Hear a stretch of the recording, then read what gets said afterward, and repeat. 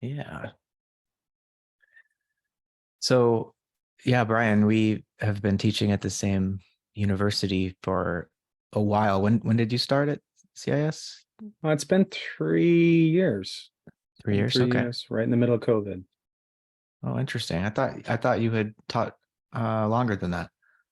Well, there's Stephen Tierney, which Oh, the two of us get mixed up quite a bit in emails and whatnot. We think we're distant cousins. I see. He's been Okay. teaching there for 20 years. That's right. No, I know Stephen. Mhm. I guess I did conflate your last names and imagine that you had been around for much longer. But you're teaching Mhm. in the PsyD program, yeah? Uh, Actually, in the somatics program, and then also the MCP, so the psychological assessment for the master's folks. Gotcha. Yeah. And we have a shared interest in Whitehead. And you're not the first psychologist that I've met with an interest in Whitehead. He seems to attract people across a wide array of disciplines, which I think speaks to the scope of his philosophy. But how did you find your way into his work? Uh, Through archetypal psychology. The guy that I really like, Robert Moore, he was a Whitehead professor before he taught Jungian psychoanalysis. So Hmm. that's when I first attempted to read Process and Reality, um, because I just got inspired to read Robert Moore's entire intellectual history, basically, and Whitehead was at the core of it. And that really, and you've mentioned interdisciplinary uh, uh, scope, and I think that's what really got me going, was that I really loved how he was doing interdisciplinary study, taking general systems theory and archetypal frameworks and cross-cultural mythological studies, and kind of systematizing it, and just the way that he was weaving knowledge in an interdisciplinary way really got me going. Yeah, he's one of the last great systematizers in the 20th century who had enough expertise across disciplines to really try to connect the dots. But it's become increasingly difficult given this proliferation of specialized sciences that you can be a senior biologist and have no idea what the majority of your field is up to, just because of all the subdisciplines and the breakthroughs that are constantly happening. It's like we like to think that nature is unified, but our scientific study of nature is certainly not. Totally. And that's why I love so deeply the study of embryology, because the greatest writers in embryology know that it's only going to be understood, embryogenesis and embryological dynamics. It's only really going to be understood from an interdisciplinary perspective, where you have physics and molecular biology. This is one of the reasons why I found you through this really interesting labyrinthine way in your discussion with Levine, Michael Levine, or Levin. Levin, Mm-hmm. Levin, yeah, because he's approaching it in that way, and it really connects with Whitehead's morphology of nexus. Mm-hmm.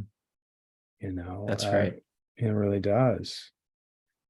Yeah. Was that your first exposure to Mike Levin's work in that exchange I had with him, or were you familiar with him?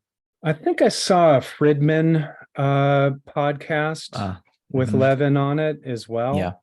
And it fired me up because I've been studying embryo. I was a biodynamic craniosacral teacher for many years. And the distinction between that method of doing craniosacral work and other methods of doing craniosacral work is the study of embryology. Interesting. So how does that figure in the treatment of an adult? I'm curious how exactly embryology becomes relevant. Just Well, understanding what their birth process was like, or what. Yeah, just connect well, those for me. yeah. So the general idea is that the way that a embryo shapes itself, the morphology of an embryo, it provides a sort of blueprint for healing process. So the way that the fluid fields, what's called in the German embryological tradition, the metabolic fields are called metabolic fields. So these are basically fluid fields of metabolism that basically self-organize. And so the general idea in biodynamic craniosacral therapy is that is the original blueprint for healing, the self-organizing processes of how our bodies are built in metabolic fields and how those metabolic fields are all in relationship. That is the primordial blueprint for healing. That's how we get. And then so the idea is that we're oriented to fluid fields when we touch bodies. Okay. As opposed to connecting just with a nervous system or just with bones. Obviously, craniosacral work comes from osteopathy, which has a long history of being really interested in bones. So what the distinction of biodynamics is, okay, we're going to orient more to the fluids. And I think it actually has more to do with potassium and calcium channels that we can somehow plug into when we're touching bodies. And this is one of the things that Levin, at the core of Levin's research, is, okay, how are these ion channels distributing information through the metabolic fields of the embryo? Because that's the kind of this myrio topological thing that's happening, how the metabolic field that's building a type of tissue, how that component is in relationship with the whole is through these ionic field gradients. And one hypothesis is that what we're listening to when we put our hands on bodies is this fluid field dynamic, which I think is probably a fluid electrical dynamic. Wow, fascinating. So, Levin is looking for the medical application for his research, but it sounds like this might actually already exist. It's just that the causal mechanism, as it were, wasn't yet known. So these two disciplines need to connect, right? Yeah, and one of the things that dissatisfied me about biodynamic theory, well, the thing that satisfied me was drawing from the science of Eric Blechschmidt. He's the guy that coined the term metabolic fields. He was a German embryologist that is still in the embryology textbooks today. And that really satisfied me because it wasn't abstract. It was very much the hard science in terms of how embryos actually shape tissue. So that was satisfying to me. What was not satisfying to me was just kind of a vague metaphysics that was talking about concepts like the breath of life and concepts that they just seem to pluck out of nowhere, basically, which connects quite well with something I sent to you in our email exchange, that one of my favorite Whitehead quotes, which is the tragedy of misplaced concreteness. I think this is just such a brilliant, I just love it. It gives me the tingles to be able to say it here with you. Yeah, no, it's his critique of misplaced concreteness really, it's the sciences and a lot of sort of new age and new age adjacent spiritualities, I think, really need to hear this critique, because it's so easy for us nowadays to get lost in a kind of abstract model or an idea of reality, and to forget what the right order of operations is when you're engaging in an explanation, which is what you're seeking for in metaphysics, is a kind of explanation. And Whitehead says, look, the abstract will never explain the concrete. It's always the reverse, or should be the reverse, which is why his metaphysics is uniquely experiential, because he's trying to direct, with the use of abstractions, to direct our attention back to concrete experience and the texture of that experience. And so much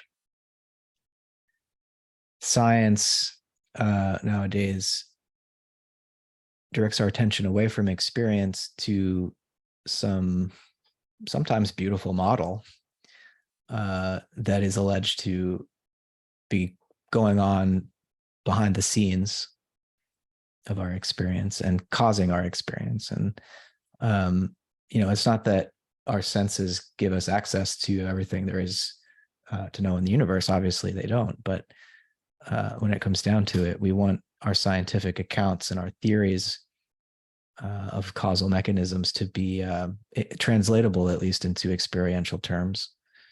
And so much of our science now is not, even in principle, translatable into anything that we might experience. And that's a problem.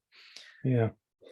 And compounding that is the siloing effect that you mentioned before, that the excessive specialization and that whole mess, where each silo seems to have its own kind of transcendent fallacy, where there's a kind of misplaced concreteness. There's a kind of there's certainly, I guess it's this distinction between the transcendent and the immanent, eh? That and we see this so much in spiritual ways of thinking, but it's also in science, that each little silo has their kind of transcendent ideal that's kind of operating outside the system somehow. And I guess that connects with the distinction that Whitehead draws between the extensive and the intensive, where you have, kind of arrived structure. You have the stuff that we can feel, the stuff that we can see, which science is professional at articulating that stuff. But underneath that, you have a quantum or a molecular dynamic that's intensive, that is also concrete. It's like there's stuff there to like see, and to know how it shapes extensive things in extension. But there's not that much elegant articulation about how the two are in relationship. And then you have these great thinkers like Whitehead, and Whitehead one of the philosophers he really pays homage to is Spinoza, and Spinoza being the great immanent, the great philosopher of immanence, that nothing is outside the fray. It's all in there. I mean, it really is all in there. There's nothing outside the fray. And I just love that. Yeah. And we just get so lost sometimes. And this is one of the things that I just kept on turning me off to biodynamics, because they kept on kind of like positing that what we're doing is immanent, that we're working with the body. It's all the body. It's all the body. And that was kind of like their trademark. We're body workers. We're body workers. We're body workers. But then their guiding principle is called the breath of life. That isn't qualified by anything but some transcendent ideals coming from, the old doctor who, was kind of governed by some, was a Swedenborg thinking about mystical principles about the Holy Spirit and whatnot. And fair enough, that stuff is cool. Like, I really like it. I mean, I'm a mystic at heart. But what really gets me going is this idea that nothing is outside of it, that it's all in there. Yeah. Yeah. What's beautiful about Whitehead's work in this context is the way that instead of having to compartmentalize and have mysticism on the one side and science and logic on the other side, he really does want to provide a way of bridging these absolutely essential domains of human life. And he provides a language that is rigorous and systematic enough to satisfy the scientific and rationalistically minded people, but also that is aesthetically pleasing enough to get the attention of poets and mystics. It takes a little work, maybe, if you're, well, actually, whether you're a scientist or a poet and a mystic, like, it takes a little work to get into Whitehead's language, but once you do, I think there's something there for everybody that can do justice to human experience, the everyday, but also the extraordinary in terms of what we can experience. And it can do justice to physics and biology, psychology, sociology, and so on. But I want to go back for a second to talk about embryology and Levin's work and how this might connect with Whitehead. I've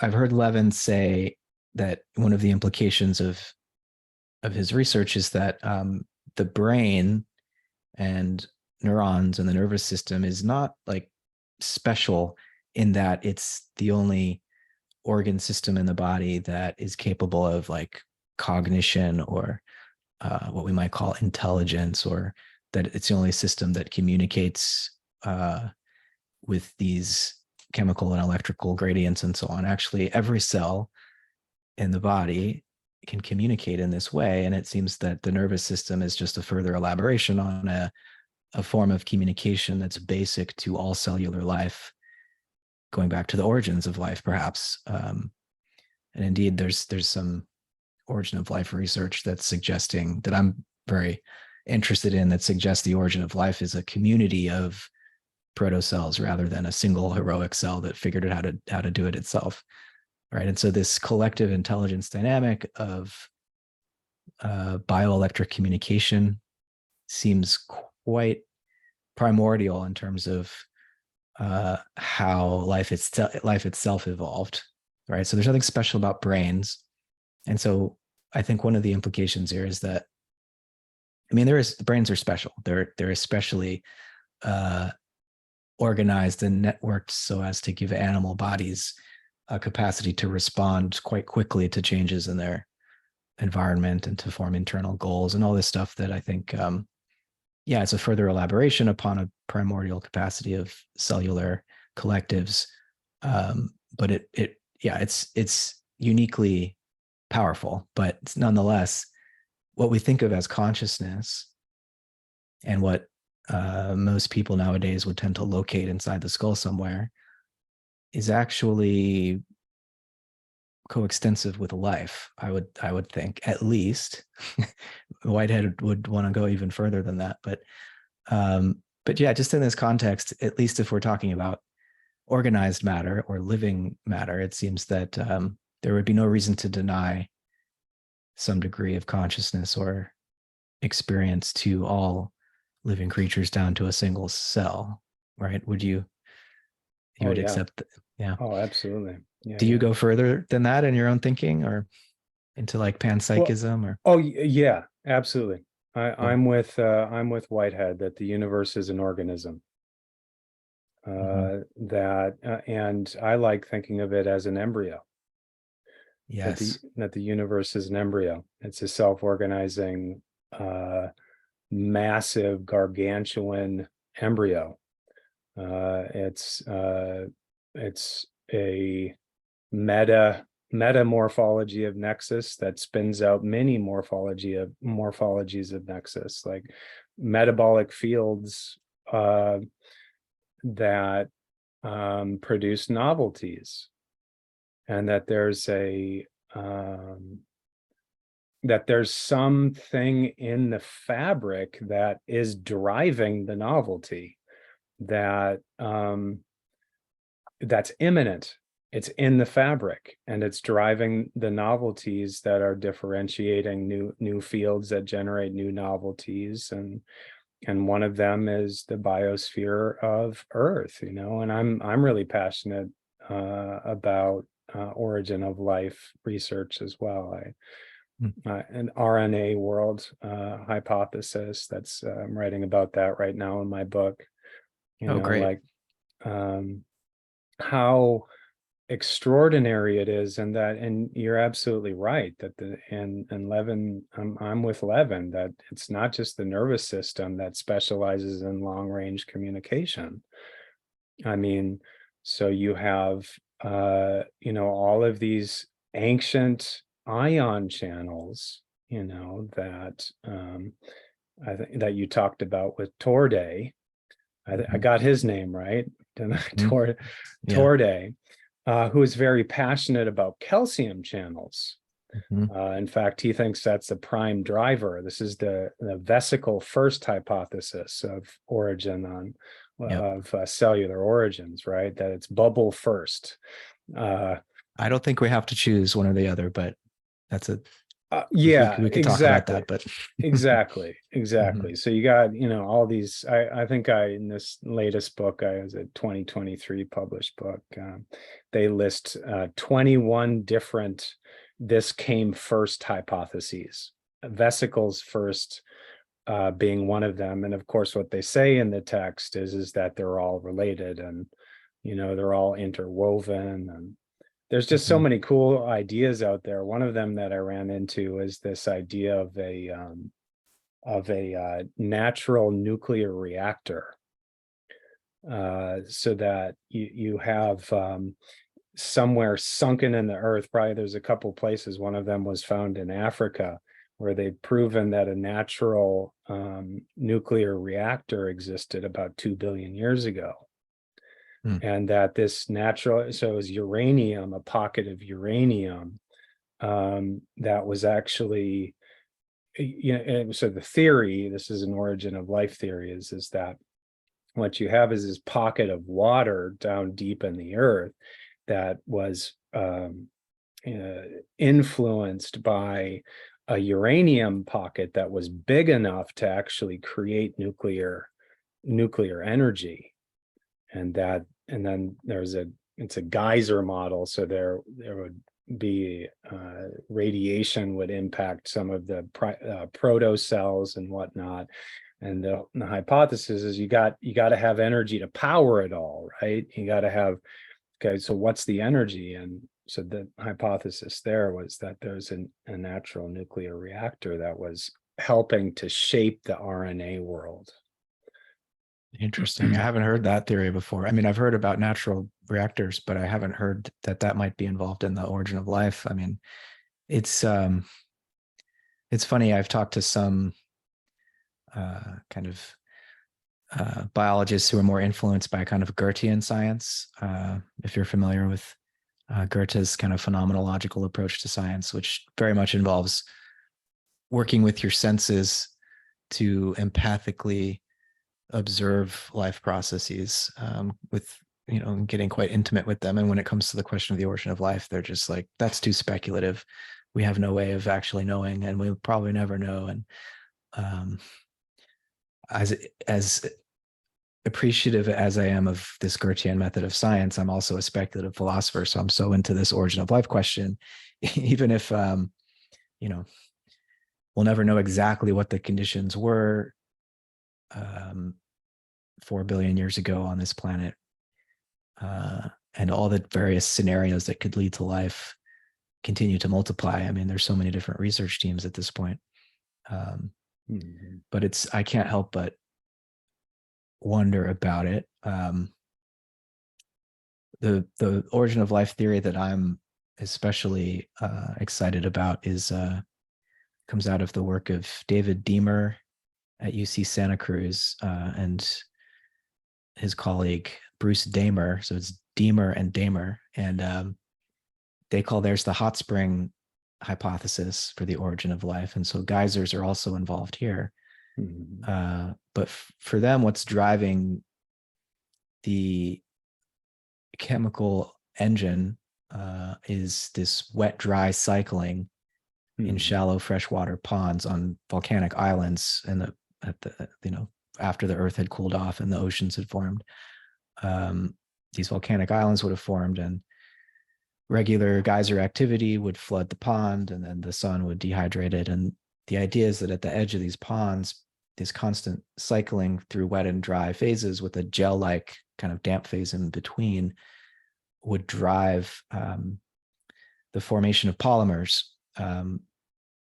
Dehydration can increase the length of polymer chains, and there would be lipid membranes forming spontaneously in this fresh water, which is one of the issues with the saltwater hypotheses, is that it's harder to form lipid membranes in saltwater.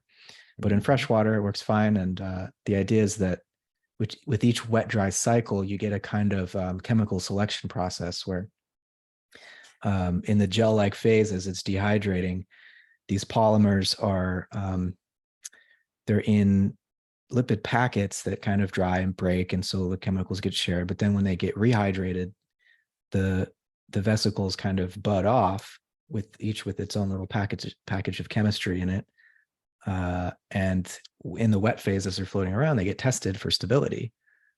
And so gradually a kind of chemical Darwinism, a chemical natural selection occurs, and those that are more stable last longer.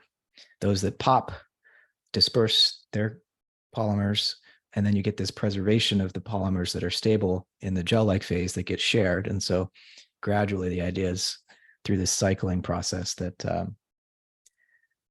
first stability, and then, I mean, there's still a lot of steps here, right? To get to life. Yeah. And one of the things that Torde talks about is that, calcium is toxic to lipids. And so that in that chemical natural selection, there needed to be membranes that were selected to produce calcium ion channels. And one of the things that I found in my research that ties together Whitehead and embryology and this sort of origin of life story is calcium waves. Because this embryologist named Richard Gordon basically proved that long waves of calcium at about 10 minutes. So it takes about 10 minutes in an early embryo for an expansion wave of calcium ions. So you have a fluctuation that goes through the whole field of the cellular bodies that are growing in the embryo. That takes about 10 minutes to cycle through the embryo as a whole. So it's a really, really old fluctuation. And what that does is it initiates a cascade of master genes. And it's an expansion gene pathway. Okay, you spin out, it's like a master file folder of genes that will spin out a very particular set of information molecules that will code for very particular proteins and tissues and so on. And then there'll be a change in direction, and then there'll be a contraction wave, again for about 10 minutes or so. And during that contraction wave, and this is also calcium, it will signal the genetic code in the cells to initiate another master gene pathway.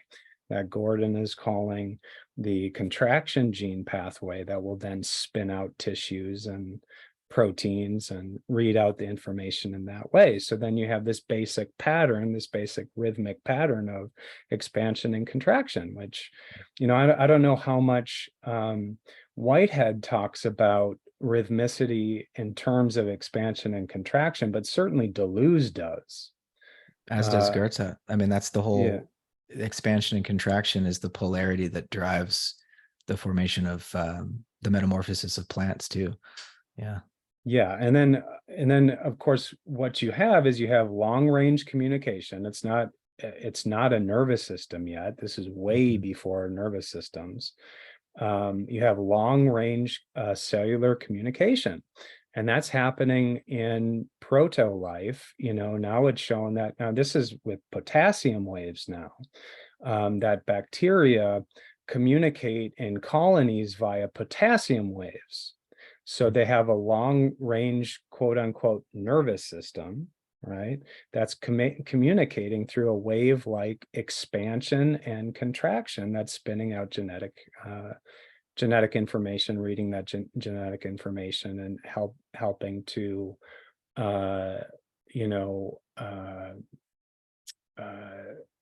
coordinate the growth patterns of that colony.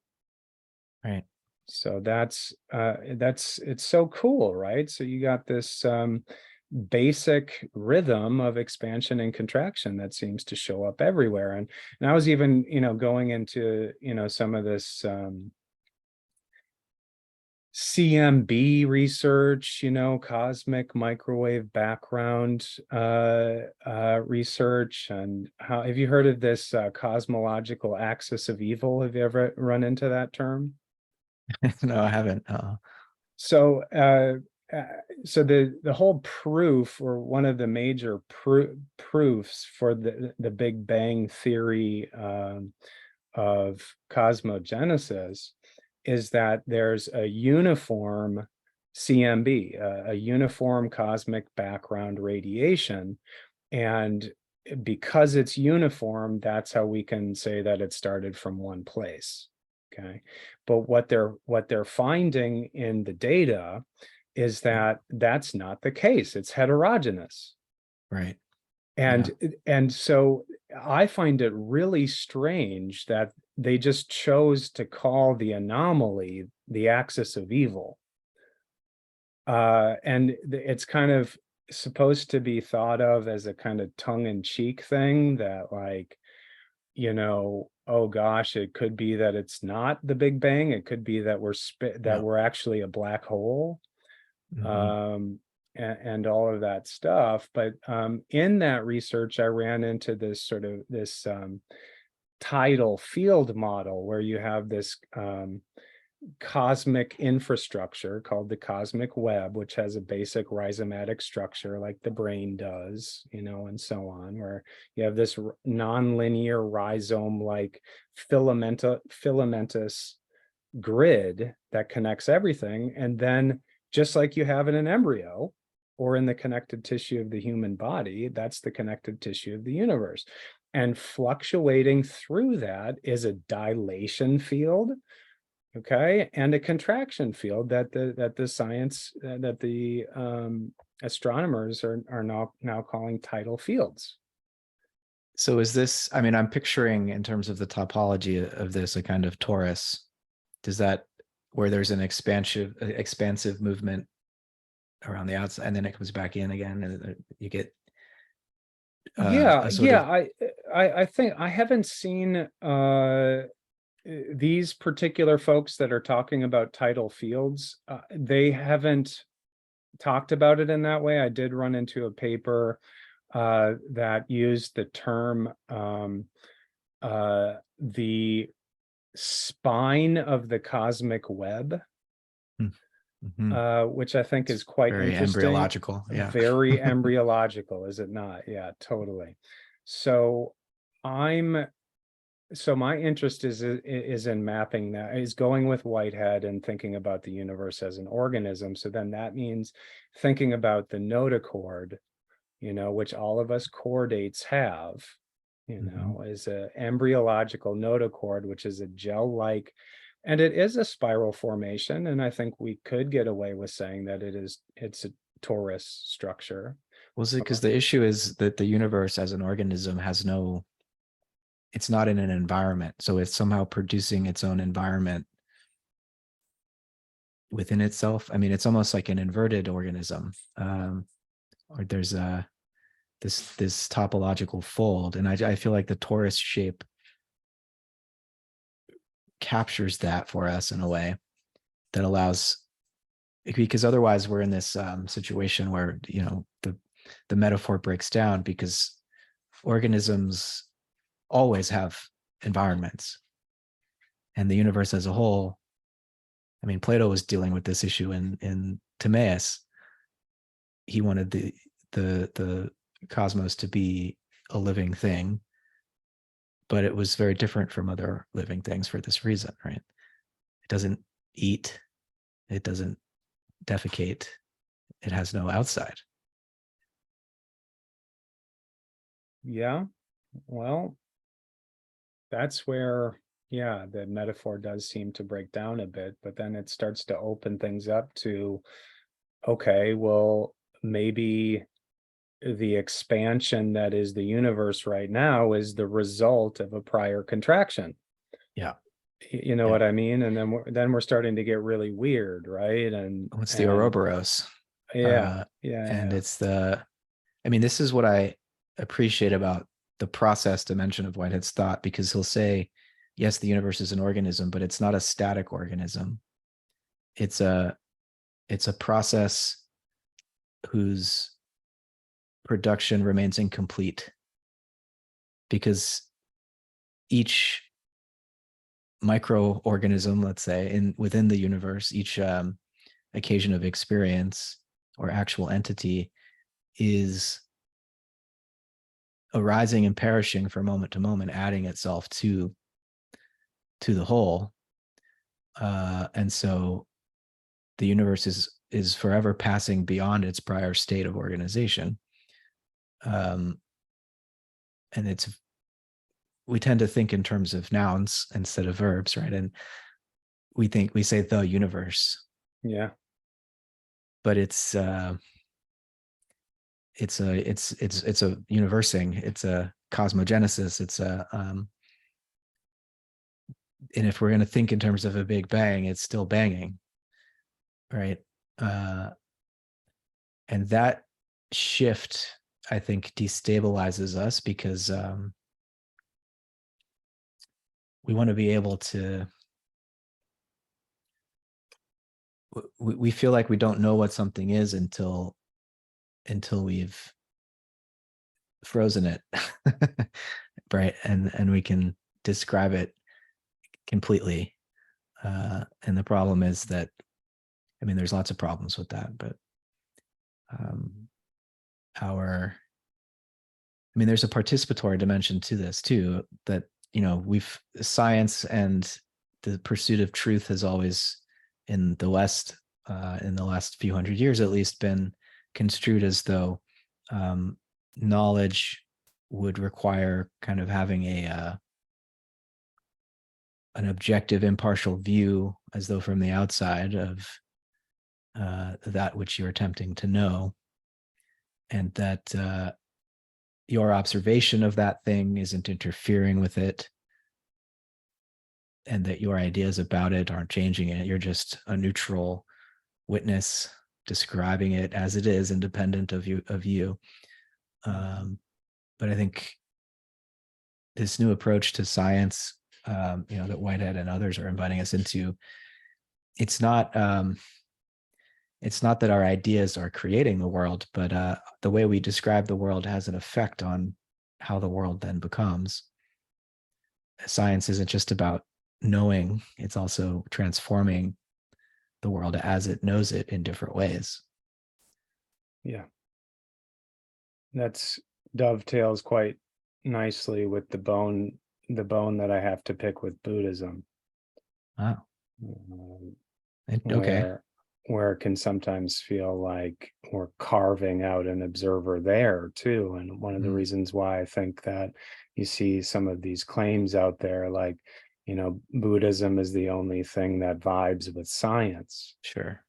you Yeah. know, and because I think they have a partnership in that way sometimes, where you're kind of de-emphasizing the participatory components of things and carving out an observer that's sort of just watching from a transcendent position, as a witness or whatnot. And I think it's, profoundly participatory in the sense that, events, and this is one of the reasons why I love this orientation to everything's a verb. Everything's in a process of becoming and in participation. Yeah. I Mhm. really like, and certainly the embryo shows that. And I like to say that it's not that the embryo is trying to arrive at a structure that's just finished. That's not how it is. It Yeah. has to be a viable organism at every stage in development. Mm. Right from conception, it's got to breathe, it's got to eat, it's got to excrete, it's got to be a self-organizing entity that needs to be complete at every event of its transformation. And every event of its becoming is complete insofar as it has to live, it has to maintain integrity. And so then where do we draw the line and say, oh, now we're complete as an organism? No, like our brain is constantly spinning out new neurons. There's stem cells that are in our brains right now, responding hopefully quite well to this discourse, and being stimulated to migrate into hippocampal grid cells and so on to remember and to grow. And same thing is happening in our connective tissue cells. There's new stem cells that are popping out all the time. So, who's to say that we're not an embryo right now? Mm. When does it stop? And Right. Well, I wonder, to get a little bit even more speculative, um, when we think about the human life cycle, is there room in your view of embryology to draw a metaphor to like the plant world, like when you watch the life cycle of a plant, there's this movement um, through budding to flowering to fruiting to producing a seed, which then goes back into the soil to start the process over again.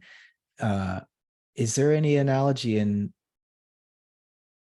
animal or human uh, embryogenesis in the sense that the life cycle of a human being from birth to death is what we see from birth to death is not the complete life cycle, as it were, and there's some kind of seed. I'm asking about, I guess, afterlife here. If the embryological process never ends, is there some kind of seed produced at the end that can be recycled? Does that question make sense? yeah, I'm thinking about Nietzsche. Mm-hmm. I'm thinking about the phrase life is always sacrificing itself. That's not the precise quote, but it comes down to something like that. Life is always sacrificing itself. Programmed cell death is part of our life. Cells are being programmed to die right now. When a female embryo is developing, it produces about 7 million egg cells, and about 5 million of those, and this is in the first 21 days post-conception, 5 million of those cells die. And then if we trace that back to the primordial swamp, and the pros of mapping that primordial swamp, like Margulis, right? So, and she's the queen of endosymbiotic theory, right? Where she has like this mind-blowing idea that when cells figured out how to do sexual reproduction, they couldn't do that without death. So she says, death is the first and most grievous sexually transmitted disease. Right. So that we have built into the fabric of life, we have death as a necessary dance partner. Now, how that relates to the big question of the afterlife and all of that, I mean, I don't really know. I'm agnostic about all that stuff. I just know that I know what I know from the biology, which is that life is perpetually sacrificing itself in perpetuity with its primordial dance partner, death. Is there a sense, do you think, that when we want to draw the boundaries around an organism and say this is one organism, this is another organism, that I mean, on the one hand, there's Gaia. So if we're going to point to one, I mean, there's the universe as a whole. Then there's this living planet that we're all utterly bound up with and woven into. But then each species has some organic integrity of its own. And, all of humanity, increasingly so as we move into this planetary phase of our coexistence, we seem bound together in a shared kind of project that, like, we're going to sink or swim together on this. And so is there a sense in which there's an identity shift required here, instead of thinking about the afterlife for our individual souls or whatever, that we recognize that we live on in the greater collective of the species and the earth as a whole? Could think about it that way, maybe. Well, to give the other side of my relationship with Buddhism, I'll kind of draw from the Dalai Lama's invitation to reflect on our deaths every day. And I like to extend that out. This is after I read this pretty stark book called Nihil Unbound. You ever run Ray into this one? Brassier, sure. Mm-hmm. It's pretty gnarly, huh? Yeah, it's like I give him credit for fully following through on the implications of eliminative materialism. Yeah. It's gnarly. And then my takeaway from that, and I don't know the last paragraph is quite stunning. And in it, he says, the philosophy is the organon of extinction. Mm-hmm. And I think that's quite interesting. And what it's done for me is it's got me to shift from reflecting on my personal death, the death of my own identity, and the implications regarding that, because I often think, like, my daughter, 3.5-year-old daughter, is an extension of my own identity in many ways. That if I think of it that way, that the death of my family, the death of myself, the death of my identity, that what that book helped me to do was shift to reflecting on the death of our species without any moralization. Because it's not like the Dalai Lama is saying, like, more like morally reflect on the implications of how you've messed up or something like that, and of your own demise. The idea is that that life is fleeting and finite. And so my takeaway has been this sort of displacement, not displacement, diversification of that practice, where I'm regularly thinking about the death of our species, that our species will die, and that I try to approach that with a non-moralistic consciousness and spirit, where we have finitude. As a species, we have finitude. We will die, whether it's, a long time from now or not such a long time from now. And how is that going to inform my being and becoming in the world if I reflect on the end of our species from a non-moralistic standpoint? Hmm. And where does that reflection lead you?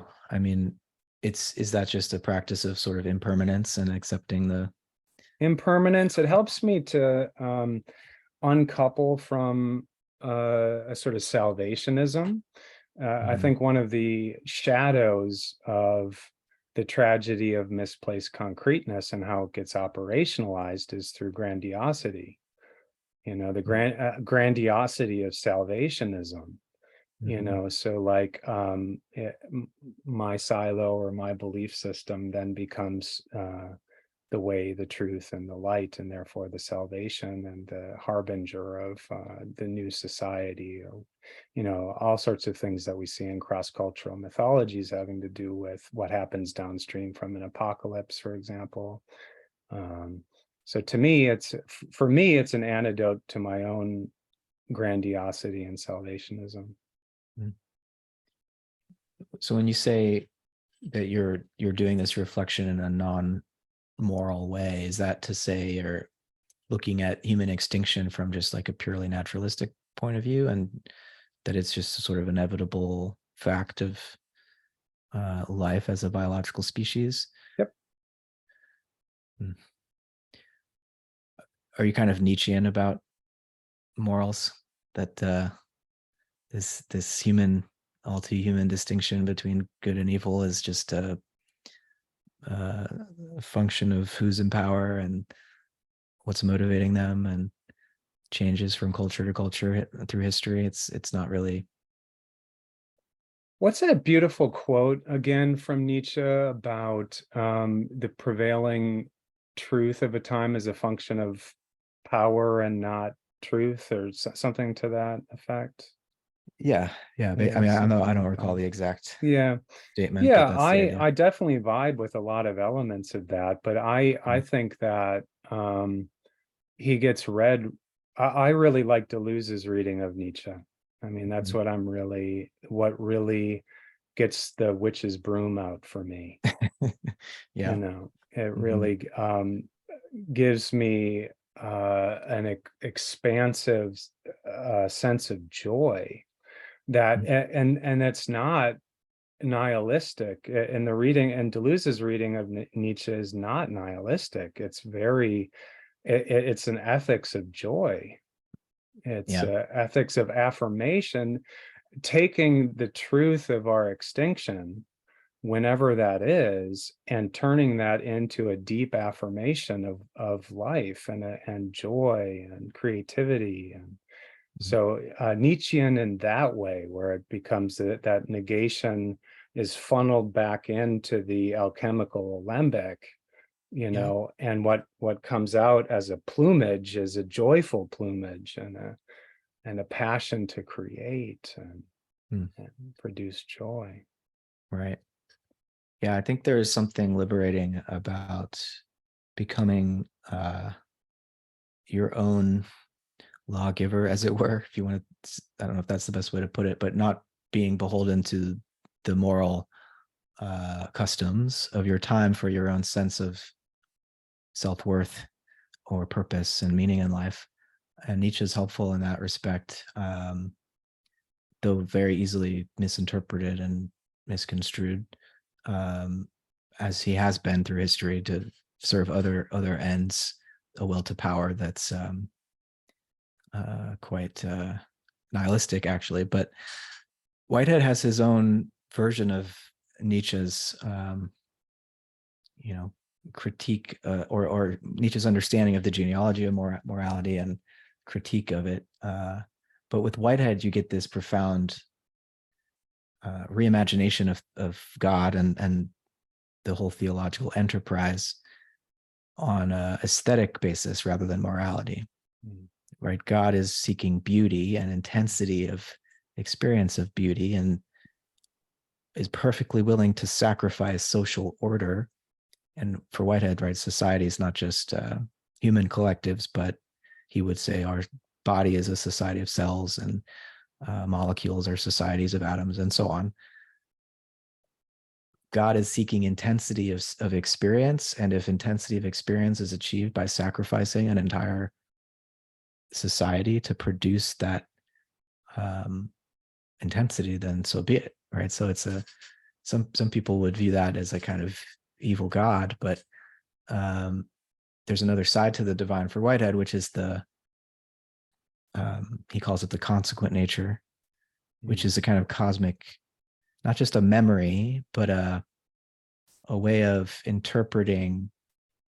Whitehead calls it the poet of the world, this aspect of the divine, a way of interpreting everything that happens that finds the beauty in it. And for Whitehead, the highest form of beauty is tragic beauty.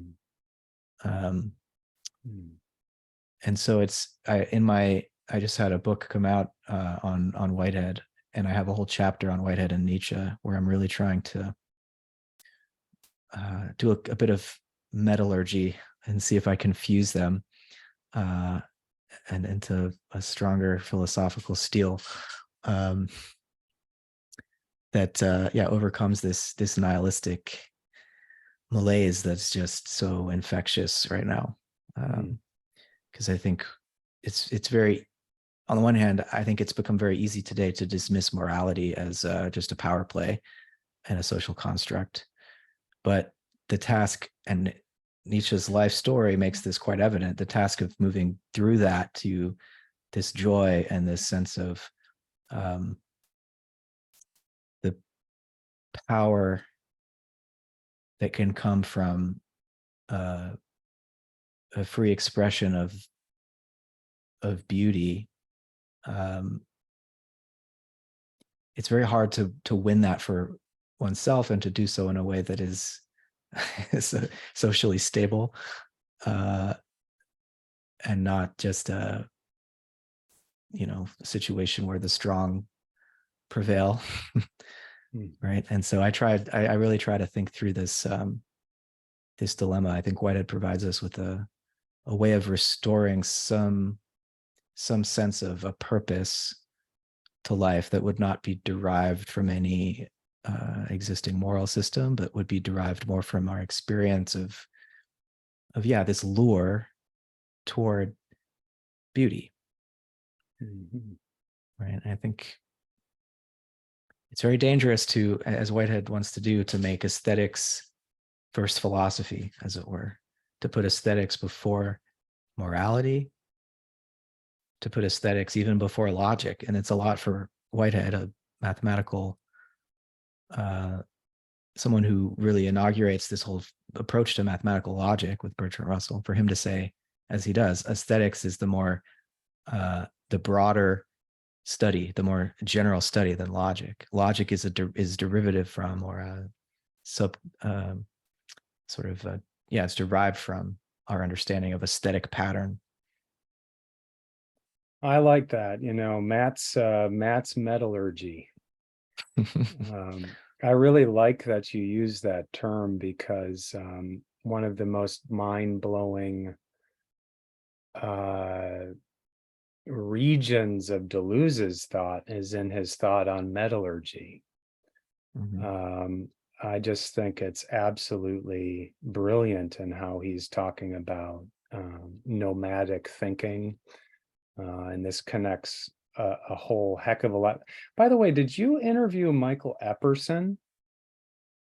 It wasn't an interview, but it was a seminar series on a book by a physicist named Timothy Eastman, and we had the Gordian knot.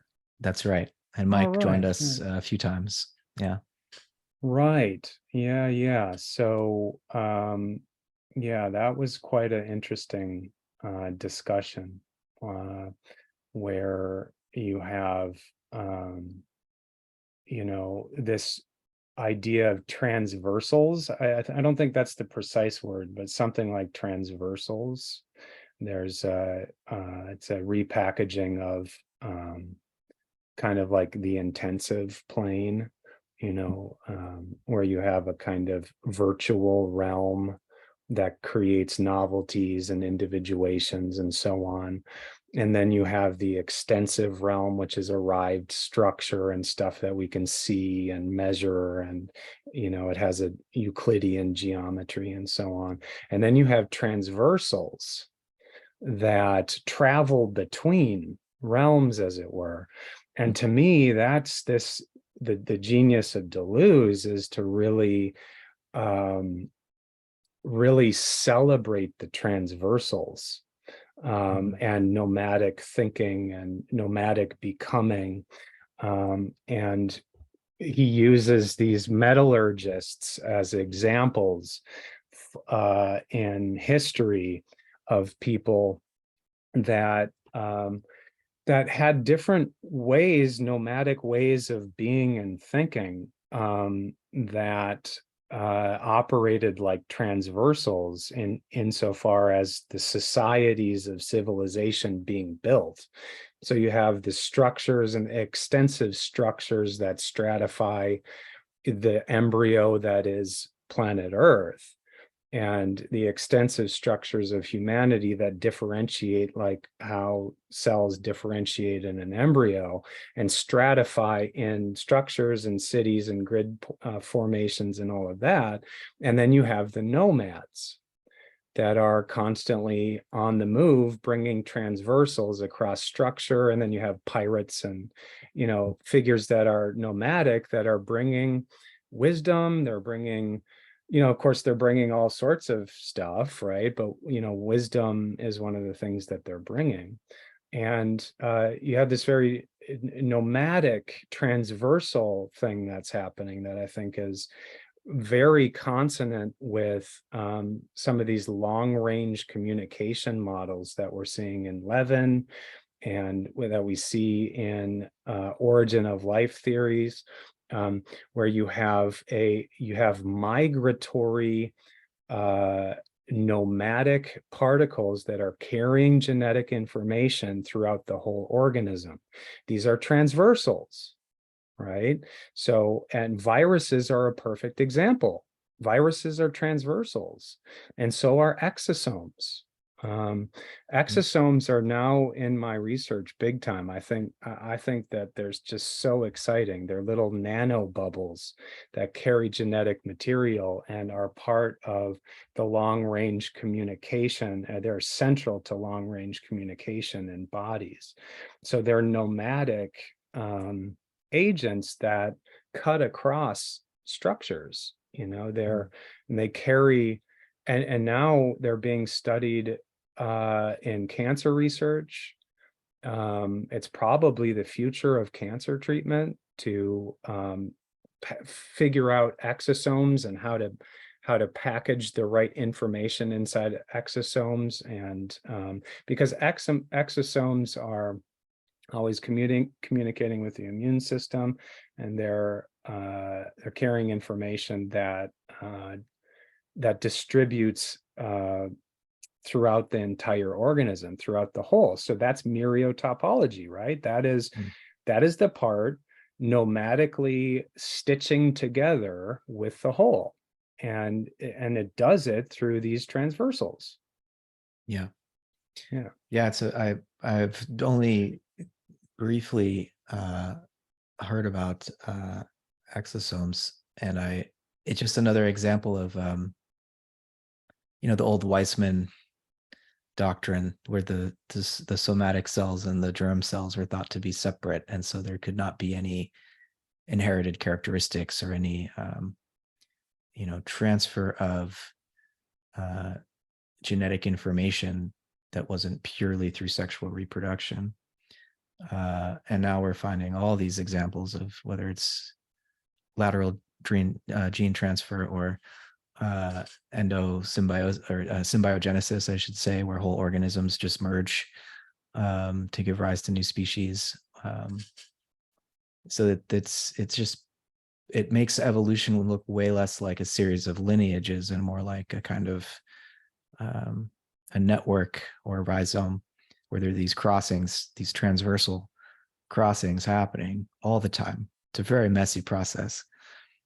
Yeah, and the science calls viruses and exosomes mobile genetic elements, which I think that's really nice, and I think that really connects quite deeply with this idea of transversals in cosmology, where you have movements and fluctuations and a carrying across from intensive virtual realms to extensive realms of structure. Well, there's got to be something in the in between, you know. And it's interesting, right? Because viruses, they get scapegoated as being just, the things that we should other and destroy and whatnot, but they're essential to building DNA. About 6% of our DNA structure is built from retroviruses, and human placenta, the human or the mammalian placenta got its data in terms of reproduction from viral intelligence. That's weird. It is weird the way we have this sense of like the way that DNA as a idea propagates through the popular imagination, that each of us has our own unique signature, and it's like our pure identity. And so the idea of like a virus changing our DNA is just like, there couldn't be anything more terrifying and sort of intrusive than this, but it's just a fact of life, right? It'd be really interesting to have Whitehead with us to talk about technology, and to kind of pick his brain about what he thinks about our relationship as humans with technology, because we can other technology as being something outside of, you have organismic reality and what's natural, and then you have culture and technology, that somehow is seen as other, and it would be really interesting to get his perspective about phones and Chat GPT and how that relates to the poet of the world. I love that. Is that what you said? Poet of the world? I love that. And like how technology relates to that aesthetic dimension of the poet of the world, and to kind of come outside of this splitting that can be done between and othering that can be done against viruses, against technology, against whatever it is. Yeah, I've thought about Whitehead in conjunction with like media theory and media ecological theory, coming out of like McLuhan's work on media technology in particular. And Whitehead has precious little to say about this, but he's very hip to the ways that like in terms of language, the transition from speech to writing and the alphabet in particular really affords this exponential increase in our capacity for abstraction. And so, we glorify the human mind for its ability to perform these feats of mathematical calculation and whatnot. And now we have computers to do it. Computer used to be the word for the usually undergrads or graduate students who would do all the astronomical calculations for the researchers. They called them the computers. But now we have machines to do this work. But I think he would, how he talks about language and the role of writing, it does help us to recognize that thinking is extended. There's a cognitive scientist named Andy Clark, who I think with David Chalmers wrote a paper in the 90s called The Extended Mind. And now Clark has kind of run with that. And it's this idea that whether it's language or now increasingly computers, our cognition is augmented by these technologies and actually extended out into them, such that um, the kind of intellectual activity that we're capable of is very much a product of our relationship to all these tools outside of us. It's not it's not a purely human capacity. I mean, you could say we invented all these tools, but they're feeding back on us and reinventing us also. Yeah. Right.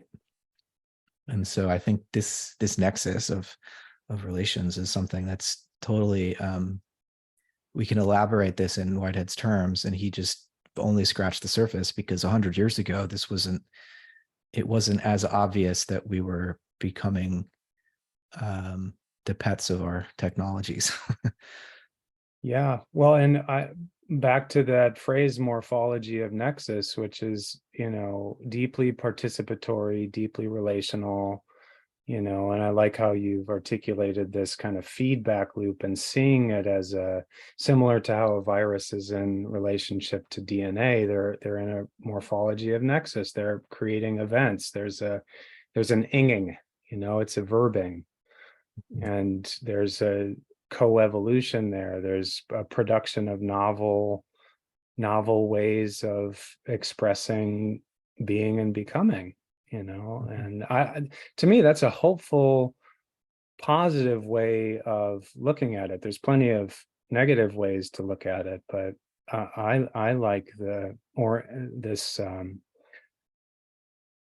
poet of the world orientation, that there's something in the fabric that is always driving new becomings, and that we're in relationship with this expression of intelligence that we're in relationship with, called technology, and all sorts of strange new becomings are happening, and we're becoming hybridized, and if I like to say, if there's anything that's going to be interdisciplinary that can make the connections that an average human mind just can't do, it's going to be what we've given birth to, that's now grafting itself onto us and taking the weaving process to the next level, right? They can weave, these intelligences. Yeah, I'm cautiously optimistic about these new AI tools and ChatGPT, and I'm actually working with several folks on basically a Whitehead bot that I'm helping to train, that would be a ChatGPT tutor to help guide someone through one of Whitehead's texts, so that you can ask it questions. And I haven't yet seen the prototype, but I've been doing the behind the scenes stuff to get it to boot up, and we'll see how it goes. But it would be wonderful to be able to, I only have so much time to tutor people. that sounds awesome. Hey, bot, can you tell us about prehensions, please?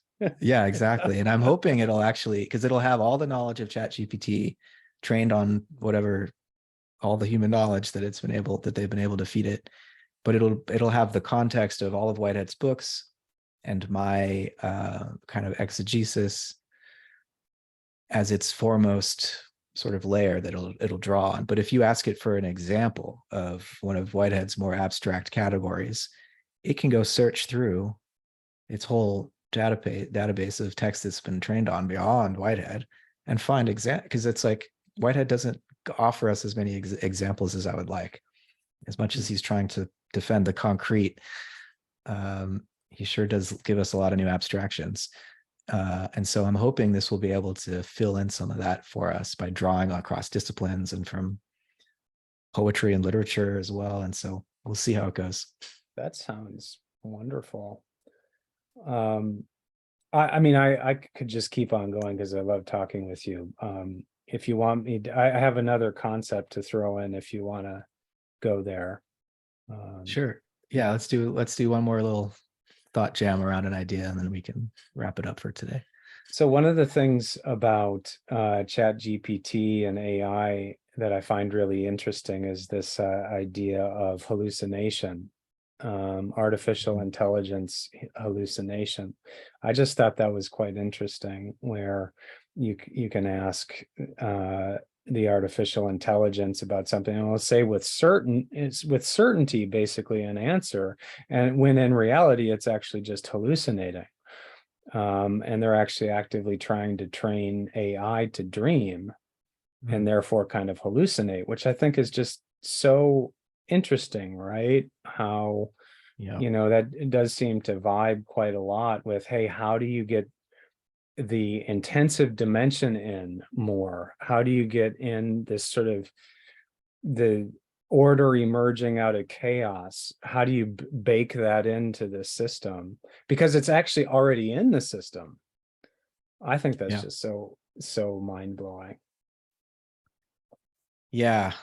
I mean, it does raise certain, what I'll say, ethical questions instead of moral questions, given the territory we've already covered. But it raises this question of, and I had a chance to ask the computer scientist Marvin Minsky when he visited my university when I was an undergrad. He was writing his book called The Emotion Machine, and he was convinced, this was 2005 or so, and he was convinced that within 5 years they would have figured out how to give uh, computer AI systems the equivalent of affect and emotion and motivation, because they thought, oh, that's what it's missing. It needs its own motives. It needs its own way of emotionally gauging its interactions with the world. And I just asked him, so let's say you succeed, like, do these AIs get paid for the work that they do? Do they get vacation time? Um, do they have rights, etc.? And his answer was, he was taken aback that I would even ask. He's just like, I'm a scientist. Like, that's a problem for the politicians to figure out. So Yeah. I do have some concerns about the rush. Just because we can do it doesn't mean we should. And I'm not worried about Chat GPT type, like LLM technologies becoming conscious or sentient or anything like that. But once we start using a kind of cellular architecture, I mean, these are neural nets already, but they're digital. But when we start to figure out how to give them bodies that are kind of autopoietic and so need to maintain themselves, then you get this sense of the precarity of life, and all of a sudden the machine starts to need to think about how to preserve itself.